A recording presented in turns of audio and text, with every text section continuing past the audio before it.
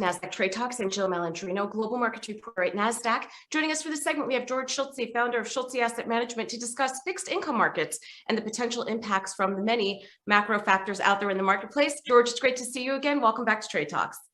Thanks, Jill. Great to see you as well. All right, and it's good timing because the Fed delivered more hawkish minutes than expected on January 5th. Heading to 2022, the question remains, what will happen with the Fed? Will it really start to taper in Q1 or Q2 and raise rates, of course? So what are your thoughts around this, and why is the fixed income market on the edge of panic here? Right. Yeah. Well, I mean, clearly there was guidance yesterday that rates and well, actually most likely rates, but certainly quantitative easing will start to tighten in the next quarter or two.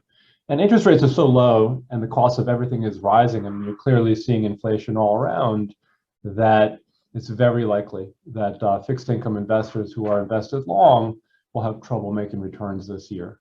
Rates are likely going to go up. It's not clear exactly when that happens, but clearly quantitative easing will slow down. And I think yesterday's minutes that were released really showed that the struggle that the Fed has with inflation and with maintaining sort of a growth-friendly stance in the face of prices that are rising in just about everything. Right, and regardless of the action that the Fed takes, there's simply no doubt that investors are starting to expect more inflation. What else are you seeing inflation besides consumer goods and gas, and how is this impacting the labor market? That's right, yeah, and expectations, by the way, are one of the key factors that the Fed tracks.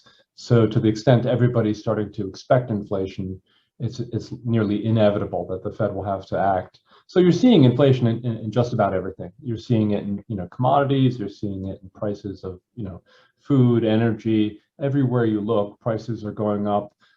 You're also seeing it particularly sharply in the labor market.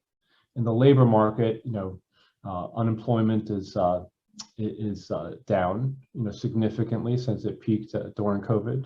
And now there's structural change in the employment market, with more and more workers demanding more flexible work environments and work rules, as well as even the ability to work from home. That structural change is something that really also evidences inflation. You're seeing wages rising, changes that are favoring the labor dynamic between labor and capital. You're seeing unions increasing their bargaining power, and just tightness in the job market. So those, I think, are the primary two things that the Fed is struggling with. The tightness of the labor market, extremely low unemployment, and also rising inflation all around. Do you think we're likely to see more companies in distress for the first half of 2022? So it's a great question. I mean, 2021, we got to the point where you saw record low levels of distress and defaults. Of course, a lot of that had to do with extreme monetary accommodation and fiscal support to the economy due to COVID and the quarantines and shutdowns that we saw beforehand. Now, interest rates were at all-time record lows, so pretty much every company was able to muddle through. You're starting to see signs of distress, though. I think what you're seeing in China with the real estate developers there, is really evidence of risk that will start to envelop the world.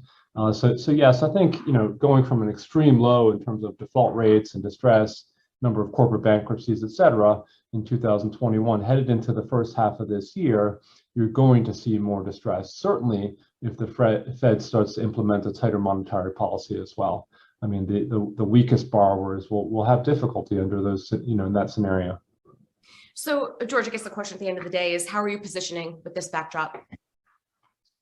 Yeah, so at Schultze Asset Management, the way we've been positioning and what we're advising our clients is to focus on companies that were previously distressed, that have cleaned their balance sheet, fixed their balance sheet, and are positioned well in their markets and are attractively valued. We found a number of companies also that have very interesting events that are likely to drive them closer to fair value. So I think that's the best place to be positioned right now. On the other hand, as you see more and more companies fall into distress, there'll be an increasing number of companies that you can short sell as they find their way into trouble and as they have difficulty meeting their fixed debt payments. All right, George, we appreciate the insight as always. Thanks for joining us on Trade Talks. I'm Jill Malandrino, Global Markets Reporter at Nasdaq. Thank you.